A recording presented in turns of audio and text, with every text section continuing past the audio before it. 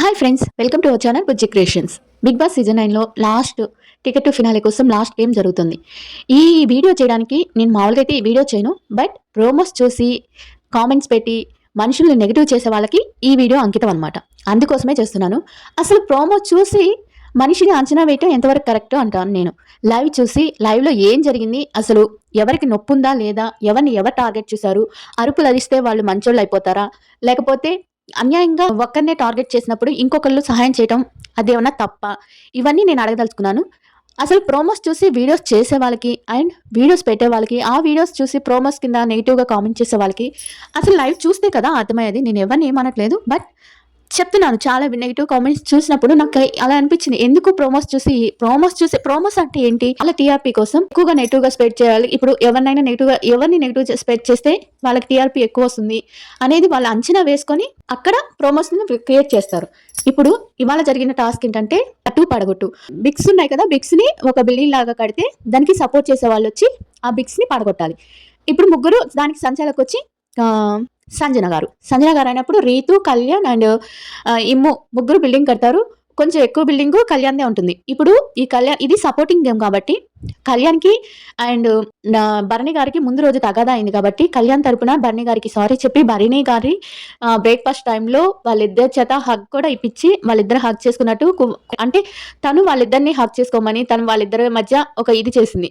ఎవరు? తనుజ. నాన్న కళ్యాణ్ జోలికి రావద్దు, కళ్యాణ్ విన్నవాలని ఉంది నాకు అని డైరెక్ట్ గా వాళ్ళ నాన్నకే చెప్తుంది.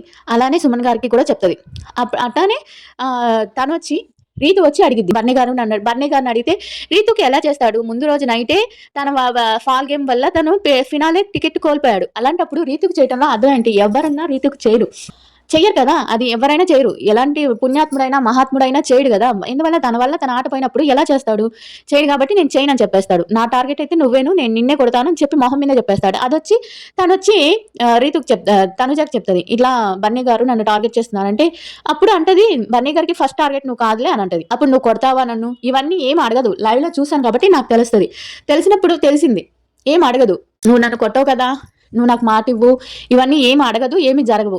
బన్నీ గారి టార్గెట్ అయితే నిన్ను కాదులే, నీది సెకండ్ టార్గెట్ ఉంటుంది అని చెప్తారు. కళ్యాణ్ దగ్గరికి వెళ్ళి బన్నీ గారిని అడుగు అండ్ సుమని గారిని కూడా అడుగు సపోర్ట్ చేయమని. అంటే కళ్యాణ్ గారు వచ్చి బన్నీ గారి దగ్గరికి వచ్చి కళ్యాణ్ వచ్చి నాకు సపోర్ట్ చేయరా అంటే, నీ కాక ఎవరికి చేస్తాను, అమ్మాయి తను చెప్పింది నేను చేస్తాను, నా టార్గెట్ అయితే నువ్వు కాదు కళ్యాణ్, నా టార్గెట్ వేరే వాళ్ళు ఉన్నారు, తనకి ఎప్పటి నుంచో తన మీద తీర్చుకోవాలని తను డైరెక్ట్ గా అడిగినప్పుడే చెప్పేస్తాడు బన్నీ గారు, నా టార్గెట్ నువ్వేను అని.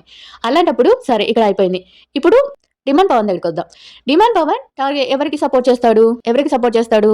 రీతుకు సపోర్ట్ చేస్తాడు. ఇప్పుడు డిమాండ్ కూడా ఇమ్ము ఉన్నాడు కదా కొట్టడానికి, అలాంటప్పుడు ఇమ్మును కూడా కొట్టాలి కదా. అలా కొట్టకుండా ఏం చేస్తాడు అంటే, ఇక్కడ ఏంటంటే అందరూ డిమాండ్ పవన్ ఒకసారి పడితేనే సంచాలకు ఇచ్చేసింది, తీసేశారు, ఇది చాలా ఫౌల్ గేము, అది ఇదని కామెంట్ పెడుతున్నారు.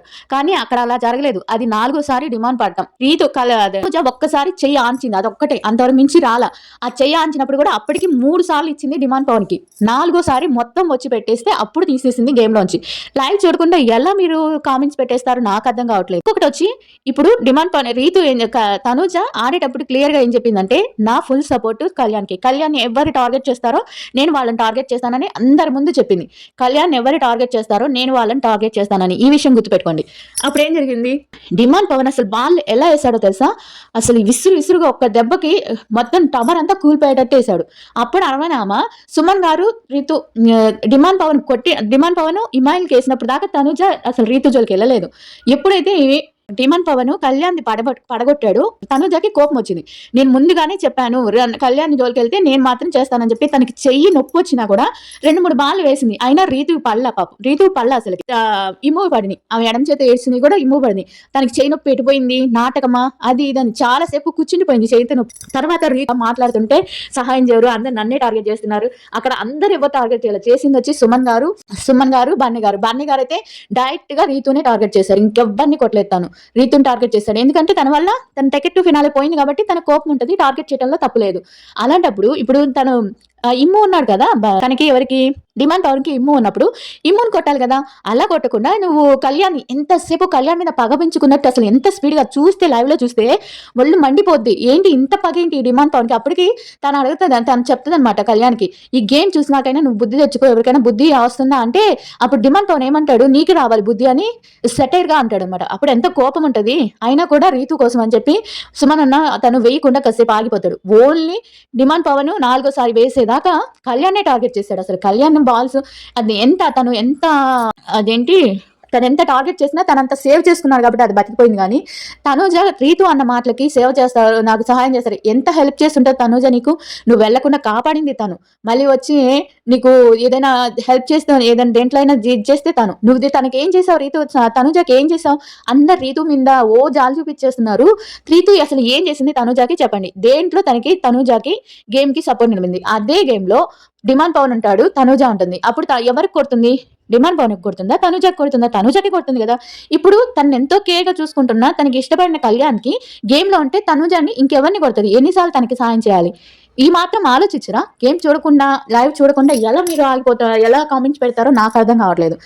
దానికి అసలు ఎన్ని తిట్టుకుంటుందంటే సహాయం చేస్తానంటారు, మహానుభావులు అంటారు, అది ఇది.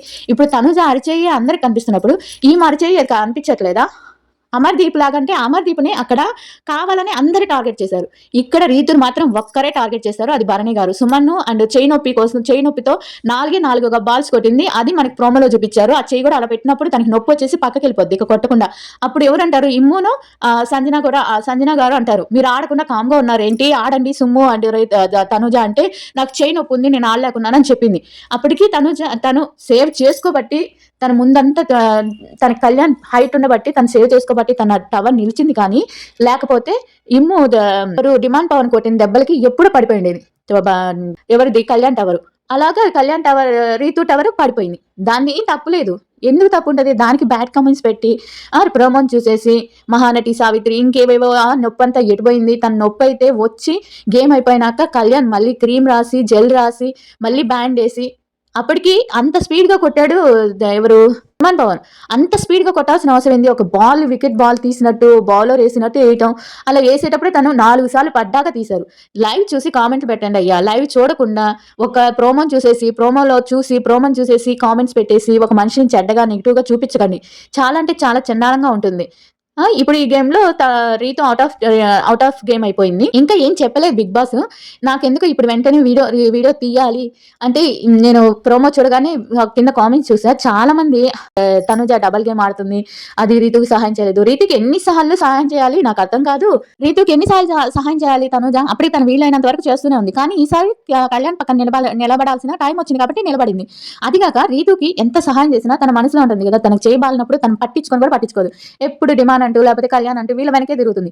ఇప్పుడు ఎంత చేయనొప్పి వచ్చినా తనకి సేవ చేసింది ఎవరు? డిమాండ్ పవన్ ని అలానే పట్టించుకోవాలి, తన్ని అలానే పట్టించుకోవాలి. ఇప్పుడు నీకు ఎవరైనా ఒకరు బాగాలైనప్పుడే మన ఫ్రెండ్షిప్ అనేది ఇదనేది బయటకు వస్తుంది. అలాంటప్పుడు ఇప్పుడు నీకు తనుజని అమ్మలాగా చూసుకునే కళ్యాణ్ కి హెల్ప్ చేస్తుందా, లేకపోతే నువ్వు అసలు పట్టించుకొని నీకు హెల్ప్ చేస్తుందా? నీకు చాలా హెల్ప్ చేసింది రీతుకి.